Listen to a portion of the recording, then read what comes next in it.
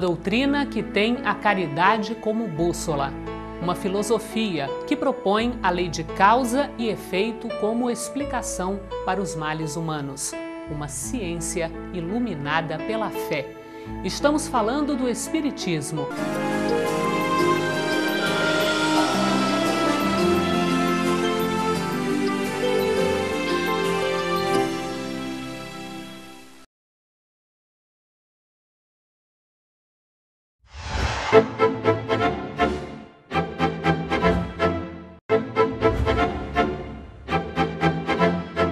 Começa agora o programa Transição, a visão espírita para um novo tempo. Viver ao lado da pessoa amada é um grande projeto de vida, um grande desafio. Este é o nosso tema de hoje, casamento saudável. O casamento é uma das experiências mais extraordinárias que o ser humano pode experimentar. Allan Kardec propõe no Livro dos Espíritos a conjugalidade quando pergunta se ela estava de acordo com a lei da natureza, a união permanente de dois seres.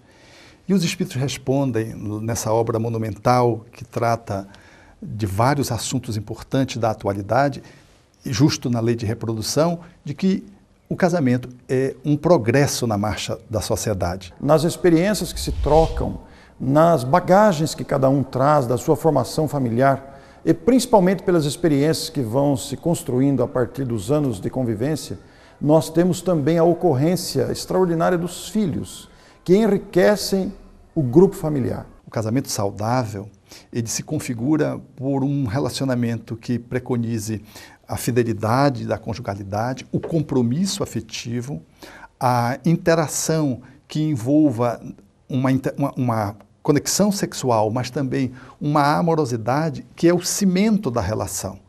Essa amorosidade ela se manifesta através da compreensão um do outro e, portanto, que se configura no respeito às diferenças, bem como nesse sinergismo acerca das similitudes, e ele se alarga, demonstrando que ele é saudável, quando o casal é capaz de se tornarem cúmplices um do outro nos processos evolutivos que cada um se envolve. Falando sobre casamento, o que será que motiva as pessoas a buscarem esse tipo de união, a união através do casamento? Um dos primeiros motivos que nos ocorre justamente é a questão do amor.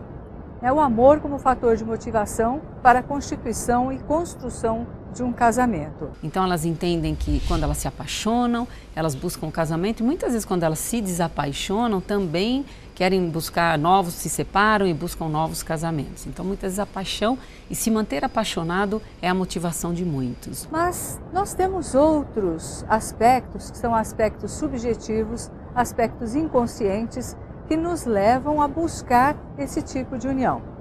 Veja só, a questão da sintonia, ela é um fator de extrema importância. Como é que nós vamos escolher, no meio de todas as pessoas, aquela com quem temos o compromisso de fazer ajustes, reajustes, de construir alguma coisa, de fazer algum tipo de reparação, se somos tantos? A união dos espíritos, sobretudo através do casamento, tem sua base numa lei universal, que é a lei de atração. Quis o Criador que os seus seres, as suas criaturas, não vivessem de modo isolado. Assim nós temos na nossa intimidade um anseio de estar sempre juntos, de unir esforços, de dividir o destino, dividir as lutas, as alegrias. E justamente essa lei da atração nos leva a buscar um tipo de contato com um tempo maior de relacionamento para podermos realizar todo o projeto que está associado quando nós falamos de casamento. Uma época atrás houve uma febre, parecia que a lei de atração era a única lei que sustentava tudo no universo. E não é bem assim. Existe a lei da gravidade, existe a lei da repetição, mesmo dentro da psicologia existem leis psicológicas também que nós estudamos. A lei de atração, ela tem como base para o seu funcionamento o passado de cada um. Ela é construída a partir dos propósitos de uma determinada reencarnação. Então entram fatores inconscientes, entram fatores que alteram inclusive a nossa condição de atração através da própria genética, vibrações que estão ali contidas e que nos levam então a encontrar as pessoas, as situações e as oportunidades com as quais nós temos algum tipo de reequilíbrio ou de ação a ser realizada. É por essa razão que, baseado na lei de atração, o casamento é uma grande disciplina espiritual.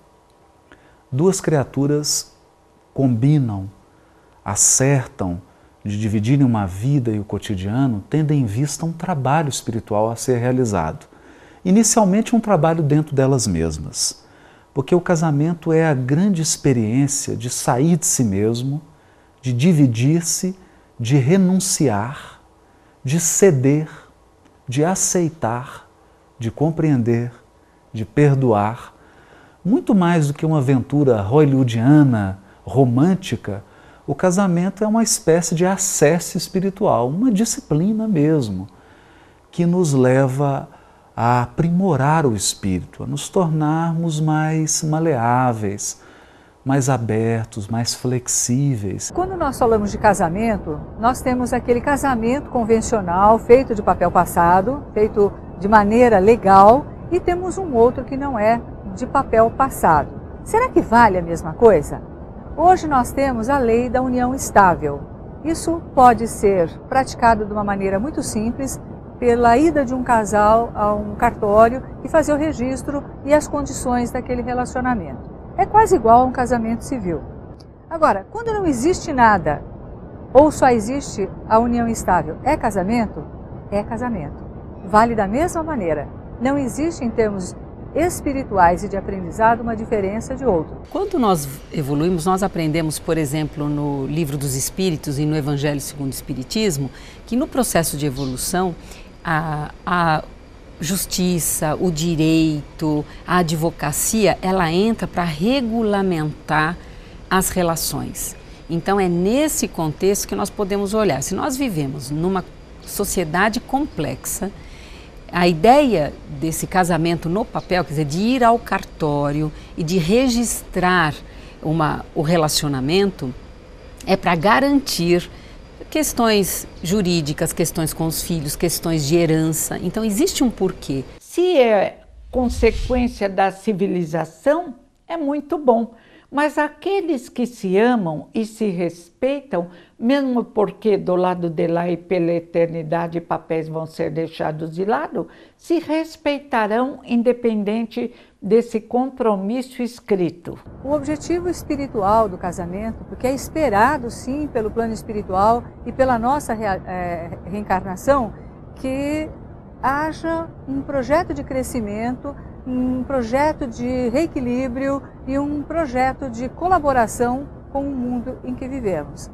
Então, a espiritualidade tem sim uma expectativa em cima daquilo que foi projetado no projeto reencarnatório e depois na execução desse projeto durante a reencarnação. Por isso que não existem coincidências, pessoas dizem assim, foi amor à primeira vista. Não existe, a maioria, mais 99% dos casos, não é um amor à primeira vista, é o amor à segunda, 15ª, vai saber quantas vistas, né? Quantas vezes já esses seres se viram. E a maioria também dos casamentos, além deles não serem coincidência, aí entra a lei de atração que falamos antes, é uma questão também de observando esse mesmo relacionamento em existências anteriores, qual é o aprendizado para esta etapa de evolução no casamento? Porque todo casamento, os dois vêm aprender um com o outro e ensinar um para o outro. Se a Terra é uma escola, casamento é uma matéria importante e ela já vem com conteúdos. E por isso ele é um desafio, por isso muitas pessoas têm imensa dificuldade na relação conjugal por conta desses desafios que estão implícitos no casamento. Mas ele também traz muitas alegrias. Ele traz a experiência de dividir com alguém esperanças, anseios, lutas. Ele ajuda a carregar as nossas cruzes, os nossos trabalhos, as nossas provas e expiações, porque você sabe que tem uma pessoa do lado que está com você dividindo o dia a dia e te ajudando naqueles momentos mais difíceis. Aliás, o casamento é uma grande viagem que não tem fim, porque as almas são infindáveis, nas quais um se desvela para o outro. Talvez essa seja a maior dificuldade de se manter a qualidade de um relacionamento saudável. É superar o medo, tal como João propõe numa das suas cartas, mostrando que o medo é a antítese do amor. Quando o casal ele supera o medo e eles se desvelam um para o outro, eles criam essa relação de cumplicidade, de reciprocidade e de intimidade amorosas que fazem com que a relação ela fique inquebrantável, ela ganhe sustentação e assegure, portanto, que um e outro possam avançar no enfrentamento das dificuldades que surgem no cotidiano das vidas daquelas que se colocam no mundo. O casamento, portanto, é um desafio amoroso e saudavelmente está disponível àqueles que querem avançar nessa direção. A união com a pessoa amada nem sempre é fácil. Precisamos aprender a contornar o orgulho e o egoísmo. Vamos ver o que a doutrina espírita tem a nos dizer sobre isso. Todo mundo se casa para ser feliz. E a grande maioria casa nunca pensando em se separar, achando que vai ser feliz para sempre. Só que nem sempre acontece isso. Então, quando duas pessoas se unem com amor, pelo respeito, busca no outro essa cumplicidade, essa amizade e vão conseguindo crescer junto, vai indo tudo muito bem. Só que com o passar dos anos, o casal precisa ter um empenho para que as coisas continuem nesse crescimento, nesse aprendizado. Quando não começa a dar certo, vai tendo brechas para situações que nem sempre se pensou. E aí acontecem as coisas de adultério. Adultério quer dizer adulterar da origem. Então, a pessoa que, quando diz assim, ele é um adúltero ou ela é uma adúltera, é sinal que ela, a própria pessoa, violentou um valor dela próprio. A traição é um ato profundamente indigno, porque quem mais devemos respeitar somos nós mesmos. Ainda que ninguém descubra uma traição, com que cara nos olhamos no espelho depois de trair alguém que confia em nós? Fulana traiu fulano, fulano traiu fulana. Não, a pessoa não trai o outro, a pessoa se trai. Ela trai um valor que ela mesma colocou para o relacionamento. Tanto faz o adultério no homem como o adultério na mulher. Quando ocorre, é que algo na união se quebrou. Nós consideramos que essa seja uma grande chaga da humanidade. Você construir um projeto de vida com uma pessoa, entender que ali está um projeto de crescimento espiritual e colocarmos outras pessoas em paralelo no relacionamento. Admito que às vezes uma relação fica muito difícil. Admito, como diz Emmanuel, em Sexo, Vida e Sexo, que muitas vezes um casal tem tanta dificuldade que pode até se separar. Mas então que haja separação, a conversa clara, olho nos olhos, mas não a traição. Efetivamente, muitos casais que trouxeram programações bem definidas não conseguem levar a termo a proposição de conjugação, de acasalamento. E, por conta de um ou de ambos, sem examinar efetivamente a responsabilidade de cada um, porque isso é um processo de consciência, eles não conseguem manter o acasalamento.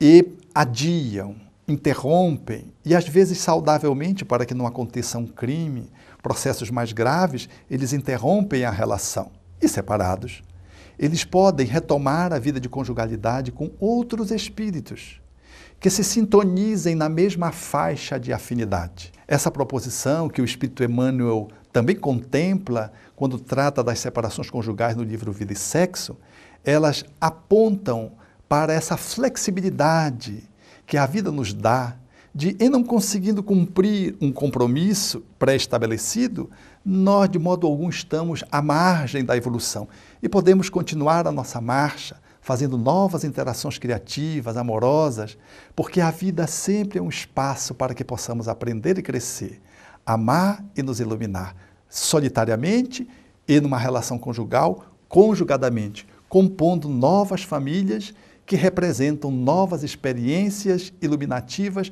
no campo da comunidade e no campo da vida em sociedade.